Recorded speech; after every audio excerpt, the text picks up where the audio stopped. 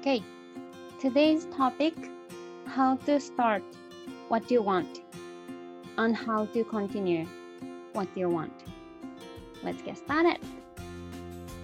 はい、こんにちは。ライフソウルデザイナーやすおです。今日も純子さんとお届けします。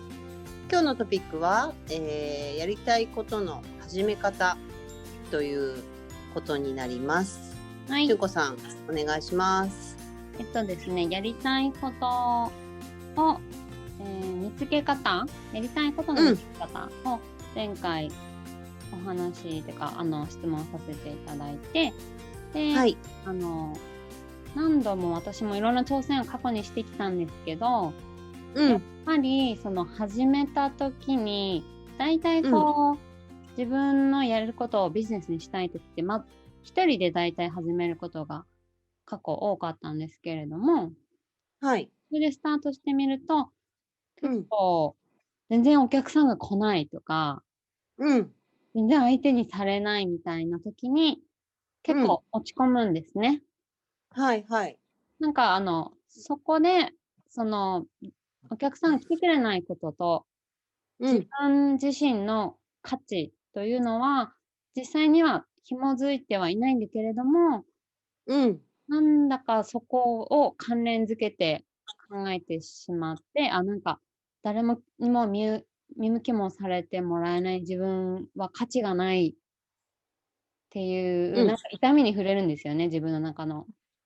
そうだね、苦しいよね、それはね。ちょっと苦しいプロセスなんですね。で、これ、乗り越えたらというか、これの予備知識みたいなのがあったら、そこまで苦しまなくてもいいかもしれないですし、ここについてちょっとお聞きしたいです。はい、わかりました。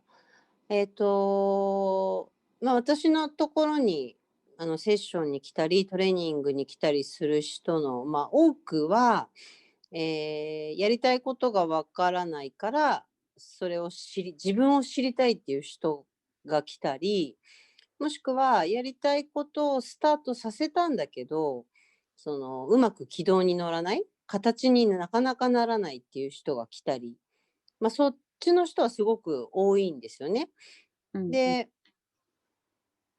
その人たちが悩んでることっていうのは今まさに純子さんが言ったようなことそのものなんだけど、始めたけど、しときません、集客できません、全然反応ありませんお金になりませんみたいな、そんな感じですごい悩まれてる方が多いですよね、まず。そうですよね。で、これは、多いです、多いです。多分ほとんど最初はね、ここを通過する、ほぼ全員が通過するっていうふうにまず理解しといた方がいいかなと思います。なんか楽観的に考えてしまって、なんか、よく最初全然来なかったみたいな話聞いたりはするんだけど、なんか自分が来るんじゃないかみたいな、なんか予備知識なしで、ちょっと無防備すぎなんですけど、っていう思いがあったりしたんですよね。じゃあ、なんで始めたばかりの時に人が来ないのかというと、それはもう至ってシンプルで、誰にもまだ知られてないからっていうだけなんですよ。知られてる数が少なすぎる。単純にそのことをやってることを知ってる人がほとんどいないっていう状態から皆さん始まるので、当然人が来なくて当たり前だし、反応がなくて当たり前だし、それがすぐお金にならないっていうのも当たり前で、なんかその方が普通かなっていうふうに私の中では思っていますね、まず。で、逆にもう最初から相当のお金をかけて、広告費をすごく打つとか、広告をバンバンバンバン打っていくとか、人目に触れるように、なんかそういう機能みたいなのもお金をかけて使ったりとか、そんなようなことをすれば、じゃあ来るのかって言ったら、来ない場合もね、やっぱたくさんあって。ああ、そうん。こに広告にお金を結構そ使ってう。も、何十万も何百万もかけても、シうん。ーンってしてる場合もたくさんあります。ええ、そうか。うん。うん。その相談ももちろん聞いてるから、うん。うん。雑誌のね、なんか、一面の4分の1ぐらいでも、まあ、今の時代はちょっと今わかんないけど、その時はやっぱり30万とか、うん。それぐらいは、やっぱ安くても10万円ぐらいは、うんうん。かかっていたし、もっとこのインターネットがここまで普及する前っていうのは、自分のことを知ってもらうためには何かしらの広告を載せなきゃいけなかったから、やっぱそこに皆さん投資して、その自分のやってることを、なるべく人目に触れるように、心がけるというか、そこをやっていってる人もいるんだけど、じゃあそれで人が集まるのかって言ったらそうでもないんだよね。うん。うん。じゃあどうしたら人が集まってくるのかって言ったら、地道な、すごいもうこれなんか、新しくね、好きなこと、やりたいことを始めていく人たちに対してすごい伝えたいのは、最初は本当にとにかく地味ですっていうことです。うん。うん。シーンとしてて、このじゃあ、ね、私たちが始めた YouTube のライブ配信だって、もちろん見てくれてる、これ聞いてくれてるってことは、このチャンネルを見てくれてる方がいらっしゃるから、このお話を聞いてくださってるんだけど、うん。それでもすごい少ない人数なんだよね、この時点では。うん。うんうんうん。だから、でもこれがずーっと、とにかく丁寧にやり続けていくことで、やっと少しずつ少しずつ少しずつ、あの、見てくれる方々が増えてきて、で、ある沸点を機に、すごい多くの人に見てもらえるような流れになっていくっていう感じです。うん。うん。だから、何か好きなこと、やりたいことを始めた時に、そこを信じて待つっていう感じなんだよね。信じられなかったですか？純子ちゃんの場合。そこまではたどり着けなかった？そこまでは、うん、いうん。けなかったはい。ですね。もうすごいなんかうん恥ずうんうん。かしくて、自うん。分、なんか、なんだろう、早く、もうやめちゃおうみたいな、片付けちゃおうみたいな、恥ずかしいからもう全部引っ込めちゃおうみたいな。恥ずかしいっていうのは、誰に対してですか？何に対してなんでしょうね。他人にどう見られるのか、すごい、うん。あの、気に気にしいだったんですよね。うんうんうんうんうんうん。だからうまくいってないことがバレるのが怖いから早くしまっちゃえみたいな。そうそうそうそう。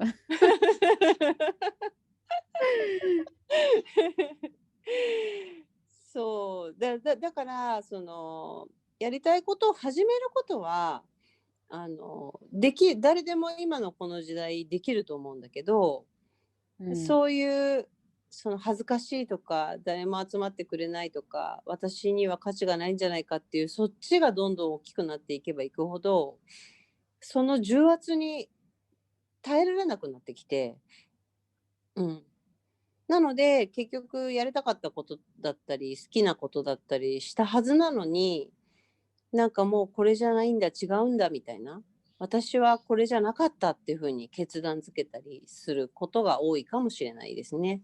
うん。うん。自分の中で、納得させたい。私たちって理由が欲しいので、いつでも。はい。うん。だから辞める理由としては、私はこれじゃなかったって言って辞めていくっていうことがすごい多いのかなとは思うんですね。うん。うんうん。向いてなかったとか、私がやることではなかったとか、うん。うん。そんな風に、自分で原因をつけて、原因がないとなかなかやめることってできないんだけど、うん。そういう風に自分で自分を説得させるというか、納得させた上で、それをやめていくっていうのが、多くの人はこういうふうになりがちかなっていうふうには、今までたくさんの相談を受けてきた中では、やっぱそこは強く感じますね。うんうん。うん。で、ここのその乗り越え方っていうのは、うーん、そうだな。結局は、どんなことでも一緒なんだけど、えー自分がやることに対して、その、自分だけがその自分の応援者になり続けるしかないってことなんですよ、まずは。うん。うん。誰にも反応がないって、みんな言うけど、自分は反応してあげればいいっていうか、はい。自分で作ってあげた、例えばホームページとか、自分で作ってあげたメニューとか、自分で決めて一生懸命やったものに対して、誰よりもその認めてあげて称賛してあげるっていうことは自分ではできるわけだよね、本来は。うん。うん。でも自分すら、味方じゃなくなっていくっていうのが、ここがうまくいかなくなっちゃう最初の原因かもしれないなっていうふうには感じてます。そうですね。うん。ね。なんか自分すらも、なんていうの、こんなのやったってさ、みたいな。なんか自うん。分で自分を、否定し始めたりとか、自分で決めたことなのに、なんかこんなのやってもしょうがないよねって言い始めたりとか、うん。うん。そうやって自分自身に対する、その、言葉を、だんだん冷たくするというか、自分がやってることを称賛してあげるっていうことが薄れていってしまうのかなっていうのが、やっぱ続けられない理由なのかなっていうふうには思うんだけど、それうん。どうでした純子さん？いや、もうほんとにその通りですね。うんうん自うんうん。分で自分に自信がなくなっちゃうというか、自分で自分にダメ出しをしてしまうとか、うん。うん。それがやっぱり大きな原因だったかなと思いますね。そうですよね。うん。じゃあ、当然私も本当にここのこういう経験を通った上で今まで続いてきたので、その時どうやってやってたかというと、うんと、私にもやっぱりほら、自分の先生っていうものがいるので、うん。その先生にやっぱり人が集まらないのは、私がいけないんですかねとかよく言って、私は言えたから、その先生に。うん。うんうん。ただその先生はやっぱり、いや、別に来なかったら、のんびりしてればいいんじゃないとか言って、その先生はやっぱそういう先生だったから、うん。来ないなら、それはじゃあ自分のために時間を使ってあげればいいよねとか、ううん、ーん。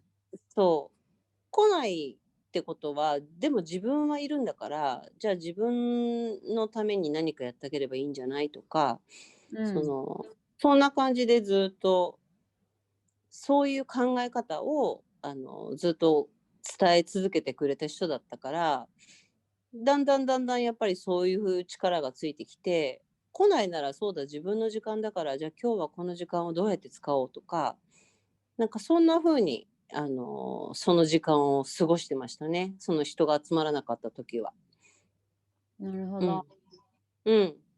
なので、なんかそうやってやっていくうちにちょっとずつ人が集まってきて、で、ああ、やっぱりずっと続けていくと、こうやって人集まってくるんだっていう感覚をだんだんゆっくり最初の頃は得てったっていうのが、ここのプロセスを通り抜けた感想なんだけど、うん。でもそうやって教えてくれる人がいたから、私は続けることができたっていうのが一番大きくて、何にも知らなかったら私も当然続かなかったかもしれないです。そうですね。うん。過去にだから、挑戦したけどやめたことがあるとしても、それはうん、その人が悪かったとかではなくて、うん、うん。ただ知らなかっただけっていうことそうですよね。そうそうそう。うん。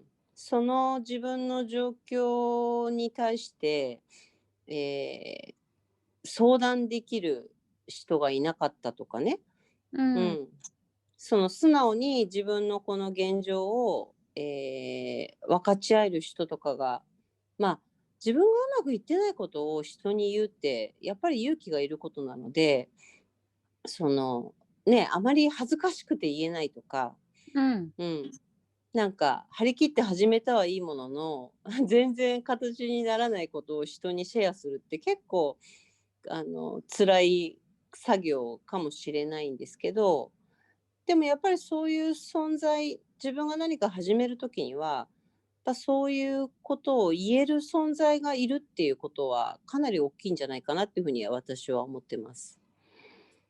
はい。うん。なので、でも本当にみんなに伝えたいのは、これ全員通ってるよっていうことをまず伝えたいです。今どんなにうまくいってる人とか、どんなに人をたくさん集める人でも、このプロセスはもう間違いなく通ってきてる道なので、自分だけがそういうことになってるわけじゃないんだよってことをまず知ってもらえるといいなと思いました。はい。はい、ありがとうございはい、ましありがとた。うございます。はい。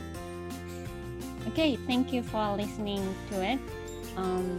If you like this channel, please click like and subscribe buttons. Also join our Facebook group so that you can see some detailed information such as live videos or some other information. Thank you.